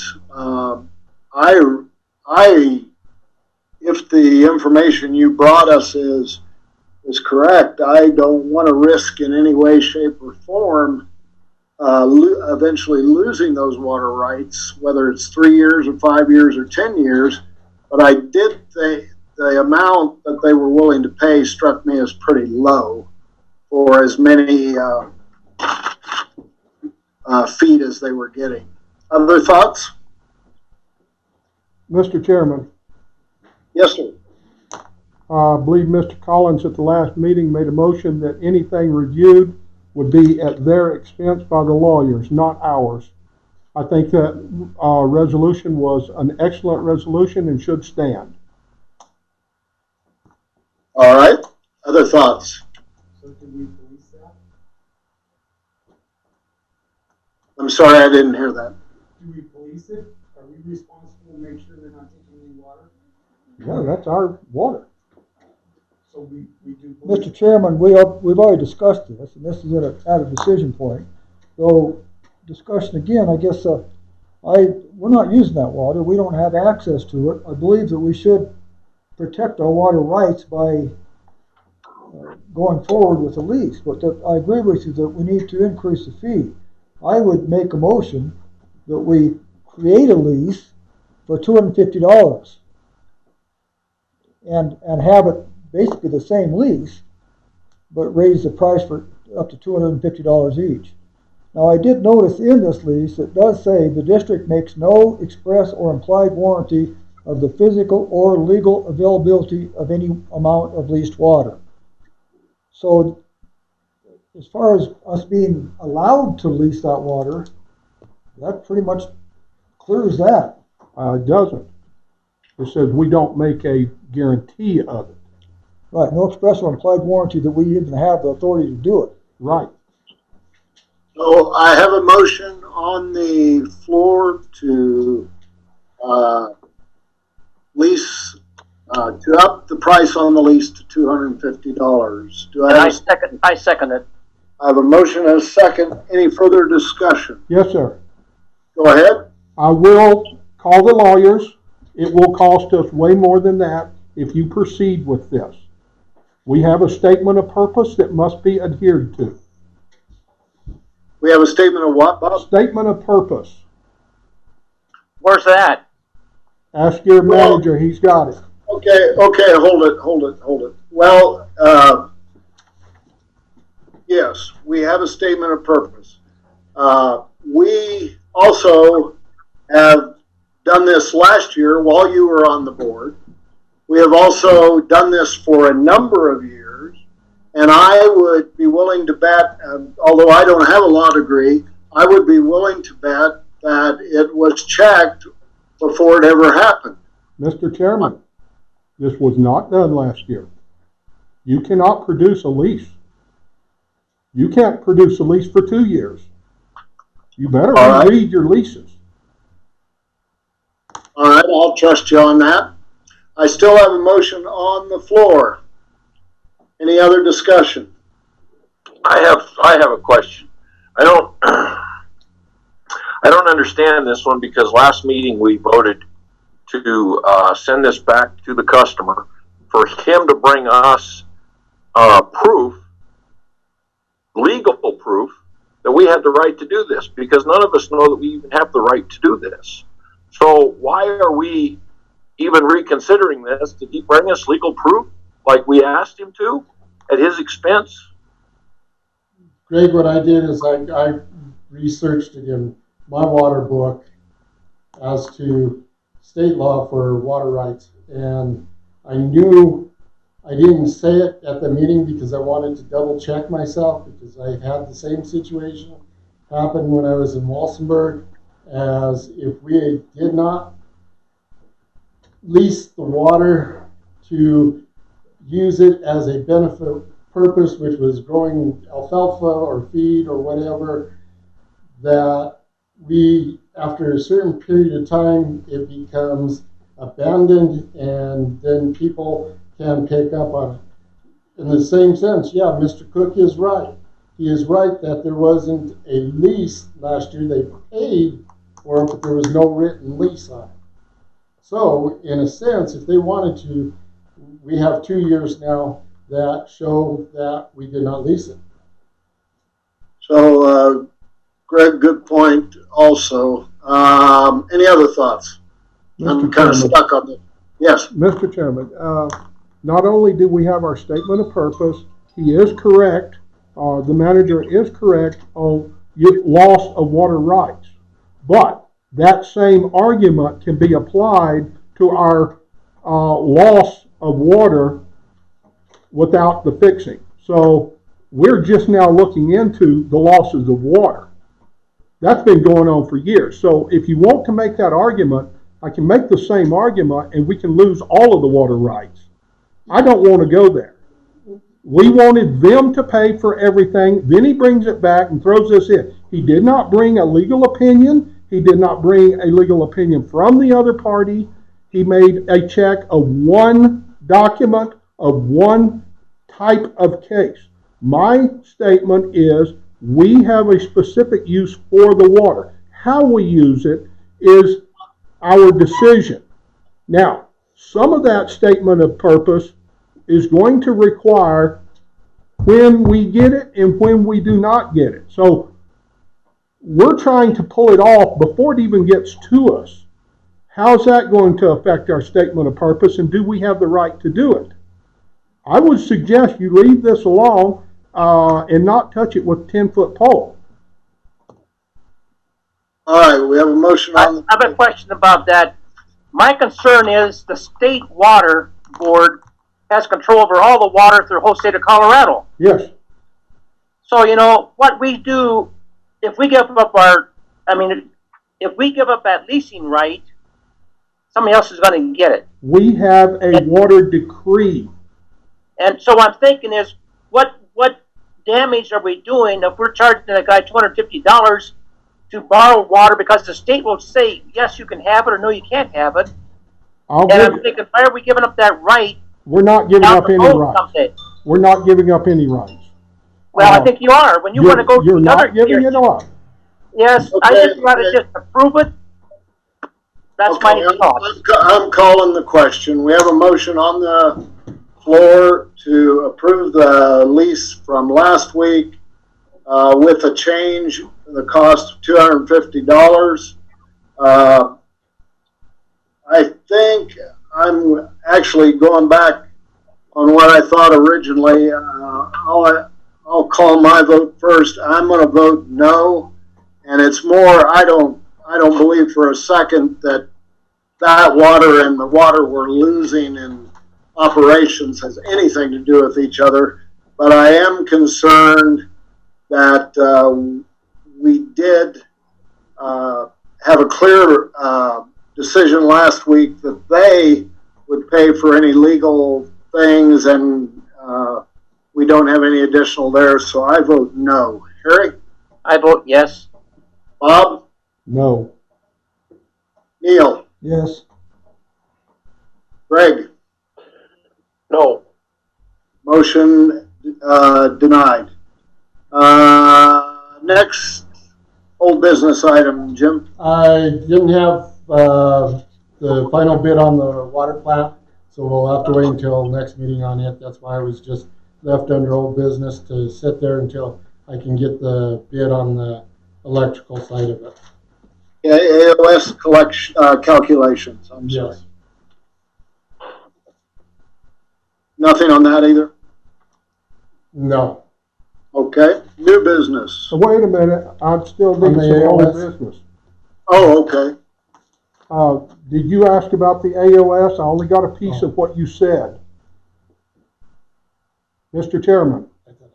Yes, I'm sorry. This is the problem with the electronic meeting I'm having. Did you ask? This isn't a problem. Mr. Chairman, did you ask about the AOS? Did I? Yes. No. Okay. I thought I misread, so yes, I did. Thank you. I now ask for an update on AOS. Okay. You want? So I met with Neil last week, and we kind of walked through this calculation. We got all the numbers to come up with the percentages right now. still pending, we have initial numbers, but we still have to figure out if the road loan has been paid or not, so those may change. Also, there's one outstanding question of if we can use both AOS and DOLA fees, both of them to put toward our,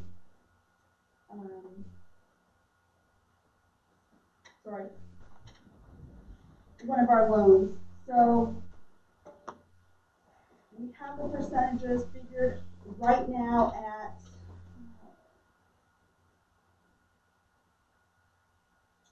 sorry, I lost my train of thought. Right now we're charging $47.70 for AOS fees on the sewer side. Based on our calculations, that would move up to $56.66. So we're basically undercharging at this point. On the water side, we came up with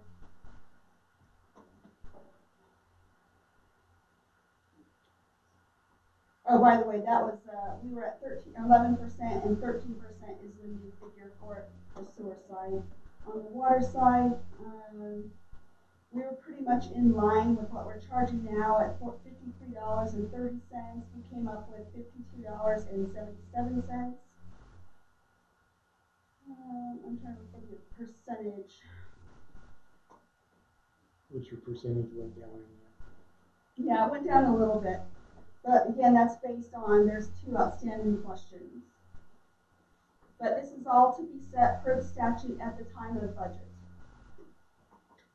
We've been working on this a long time. I know it's to be set at time of budget, but we've been working on this for quite some time. This number was requested. When can we have the numbers? Well, I think 2 things that delayed it. One, I think, was the discovery of a roads loan. And we have been trying to reach out to our old auditors to see if that has been paid. We're also looking in the financial or audits to see if it's been paid. Right now, I'm not seeing where it has been paid. The other issue that came up after the request for the percentage of AOS fees, I believe, Mr. Cook, was your request to me about DOLA fees and whether those 2 combined would apply or whether they're separate items. It does require research. No one here had the background for the DOLA fees.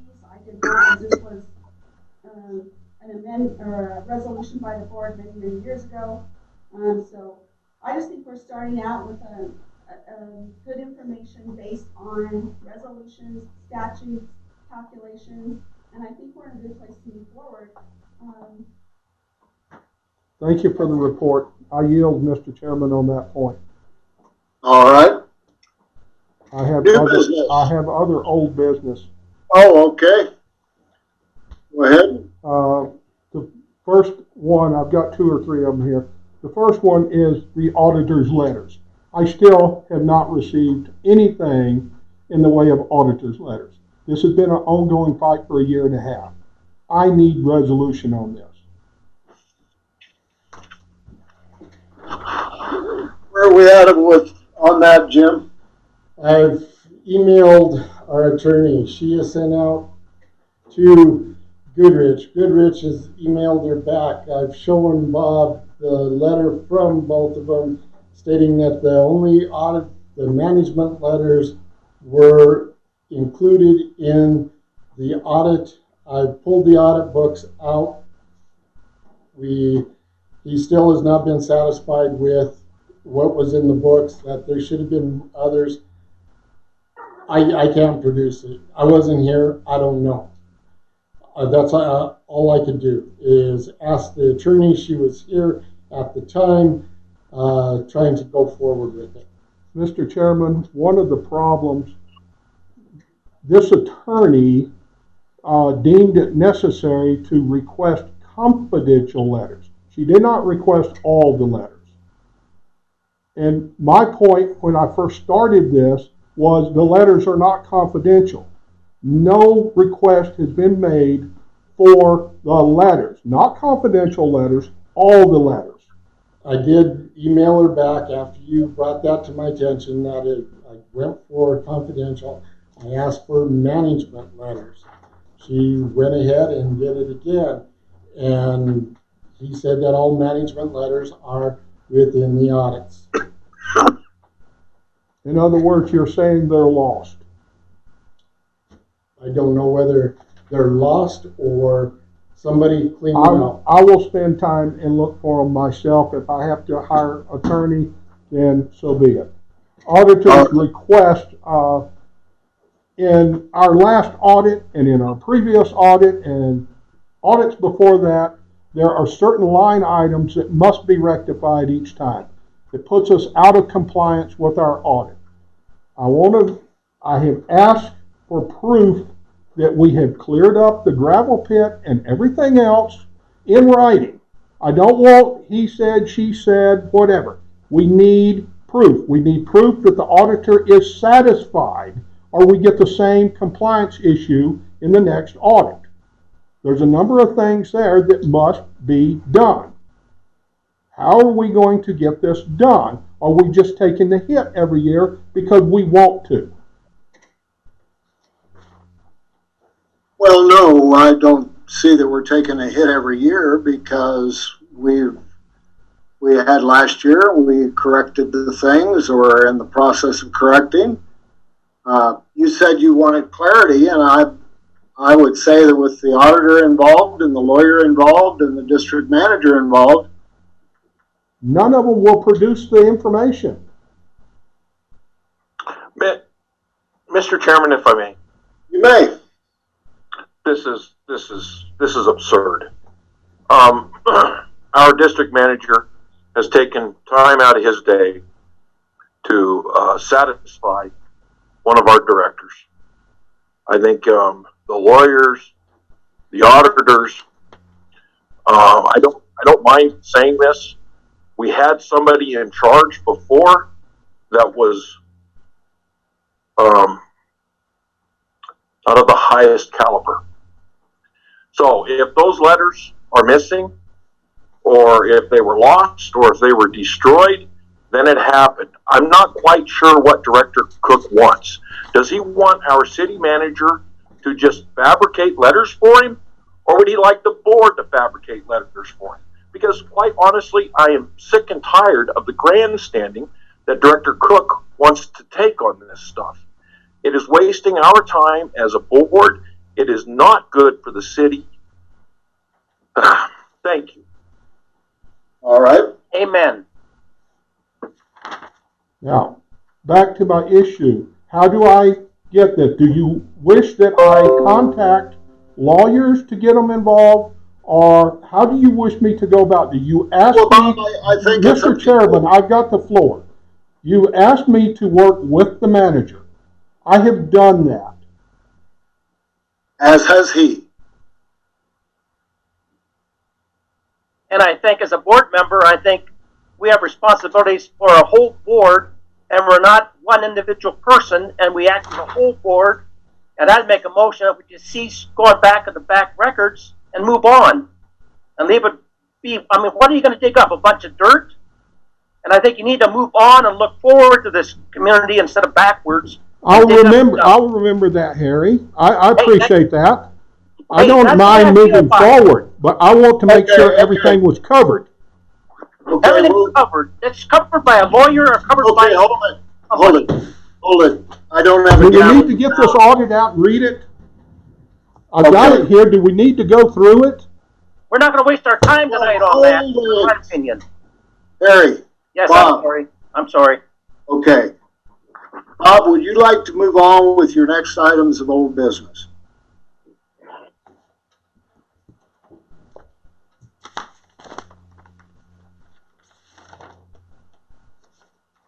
I was speaking about the gravel pit. Where is the resolution? The gravel pit was satisfied to the auditor's demands. Jim, do you have an answer for that? I've called the county. The county said they have the funds in reserve. I said, well, I need documentation on it. I have not received any documentation. Hey, would you please call again? Yes, I will. And refresh my memory on the auditor's name. The auditor is Sam. Sam DiNardo. Okay, I've also talked to Sam. I will also ask about that. That'll give him 2 calls. Has the problem been rectified with the funds that we were out of compliance on, such as taking in funds from the Parks and Rec? He had questioned the checks and balances. In the audit, it was mentioned that we needed more control. And we are doing that now through, it was with the campground, in that cash money being dropped in on a payable. He wanted more control on that. That's why we ended up going to a website where people can use PayPal to pay for their night stays. Have we eliminated the cash as per the auditor's We have not request? eliminated all cash because it was part of your saying that, well, we have people that don't deal I agree. with just credit cards or PayPal or bank accounts. So there is still some, but it is minimal. Okay. Well, So we has write the- receipts. We write a receipt for every single cash payment, whereas in the past, we didn't write receipt for everyone. We had a envelope with the information and whether it was cash or check. But we do now write a receipt for every single payment, whereas And this is going to satisfy the auditor this year.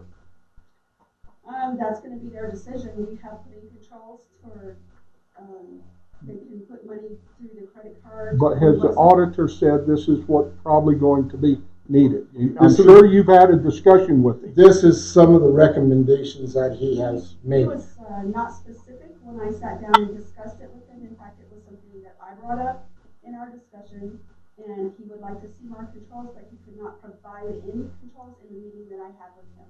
Mr. Chairman, I yield. Josh, did you have any comments? No, you fine, took care of it. All right. All right, new business. New business, Mr.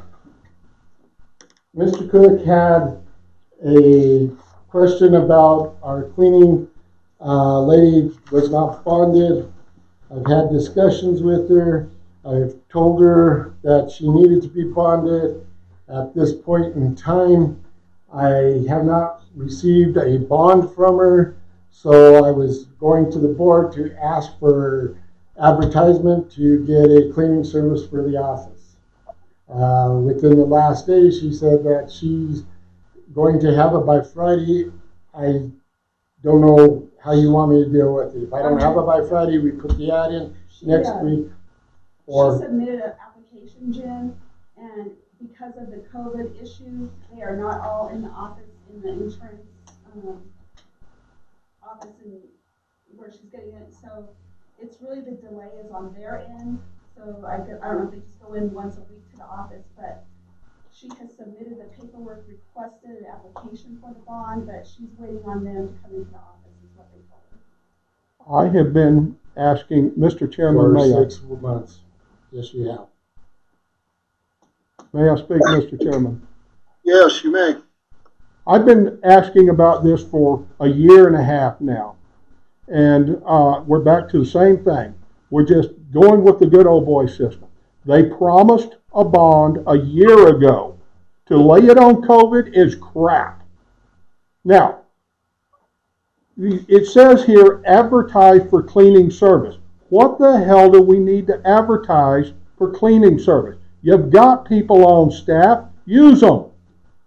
You know, it's just back to we wanted to help somebody, a friend or something. Use them. You've got people on staff. And on top of that, if the manager can make a decision to spend $1,000 to haul gravel when we've got a dump truck, he can damn sure make a decision of whether or not to hire somebody. Mr. Chairman, I got a point of order. Please ask Mr. Cook to refrain from his language. I agree. I have a motion to make, but first I have one quick question. Jim, does she do a good job? Yeah, she has met all of our requirements. I make a motion that we give the current cleaning woman 45 days, no more than 45 days, to bring a current bond, and that we retain her for that amount of time. Do I have a second? I'll second. it. We have several. Take your pick. Any discussion? Sounds reasonable. All in favor? Well, let's go. Harry? Aye. Bob? Yes. Neil? Yes, Greg? Yes. Chair votes yes. Next item of business, mower, Jim? Yeah, Josh, you want to cover this one? Yeah. When we built the budget going into this year, we planned to purchase another mower like we purchased last year for the ball field. Our two residential mowers that we have require more work every year. We've done as much as we could to both of them. We have one good running unit, one unit that we can run for about 30 minutes, and one of the transmissions overheats and shuts down on us. It is a sealed unit, not serviceable. It's the John Deere. So we're down to basically the new mower that we bought last year that it's supposed to be dedicated to the ball field, and one 42-inch mower for all of our mowing operations for the city. Okay. What was the proposal? Basically, the question is, how do we want to move forward with the COVID situation? We do not know what the campground will be able to bring in this year. Right. Just kind of wanted to get it out there and see what our options were. Okay. Thoughts, directors? Mr. Chairman, Yes, sir. I'd like to speak on that topic. You may. Why did the department not apply for CTF funds to cover this? I'm sorry? Why did you not apply for CTF funds for mowers? That's a good question. I don't know. I direct that question then to the manager. I was not aware at that point because we had bought one, and I figured, well, we got two of them that are up and running. 2 years, well, that's why we put it into the budget for this year after I found out how bad the mower was last year. Mr. Chairman, this is more of a statement at this point. We have gone out of our way year after year to get CTF funds for the golf course and done nothing for the Parks and Rec. This needs to be rectified. All right. Other thoughts? I would have to check on that because I believe we have applied. I'm just not sure, maybe not last year, but that we were awarded any CTF funds for the recreation. We do have CTF funds from the state that we get. We can use them funds for a mower if we need to. And do we have those funds, Jim? When do those show up? We have right now, about 35,000 in it from the CTF fund from the state. Probably about in the 40s somewhere, low 40s is the balance. Okay. Josh, I don't know if I speak for the whole board, but you're the one who runs what's going on in Parks and Rec. I would personally, just because I know so little about how much work you guys do, I know it's a lot, but I would rather you came to us kind of like you did with the mower proposal last year. Visit with Jim, collaborate, see if we've got the CPF funds to take care of it. Because it was very helpful to me when you brought those proposals last year and told me the whys and wherefores of each of the mowers. Other board members, how do you feel about that? I agree. I agree. I would like to know what it's gonna require and kind of a bid process for what the mowers will be. I also have a question. Right, which, as I remember, you did on the new one, right, Josh? Yeah, so that was I thought we had taken care of it last year. Like I said, we had it in the budget this year. It's just, we have a lot of unknowns going on right now as far as what our revenue is going to be for the year. One of the things that isn't an unknown is that the grass will grow. Yes. So why don't you collaborate with Jim and bring us a proposal for the next meeting, if that works for you. That works. All right. And let's see. The last thing that I have under new business is it's that time of the year to start the swimming pool.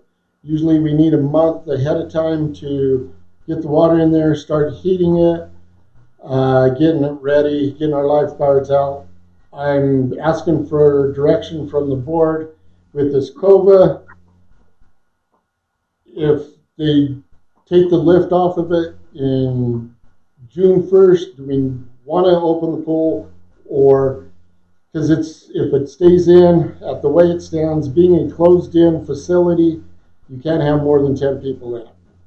You have social distancing. I know I've tried to get a hold of Mr. Gratishar from Pueblo to see what they're doing, but their pools are outside where ours is inside. So that's something that I'm at a loss at. I want some direction there as to, do we look at it this meeting or next meeting? How do we want to move forward with this? Mr. Chairman? My personal opinion is right now, it's all up in the air. I mean, they're easing all kinds of things over the next week or two in Colorado, but they always do it with a little asterisk that says if the number of cases start going up again, they'll go back to, I mean, I just think 2 weeks might make a lot of difference in what we know and don't know. Greg, did you want to say something? No, Bob was. Okay. Mr. Chairman, Yes, sir. I want to pose my question to Greg because he's the one with all the children in town, more than some of us. And because I don't have children here, I want his thoughts on it because I have no use for the swimming pool other than personal, and I don't go in with all the little children now. He does, and I want his opinion of how this should be handled.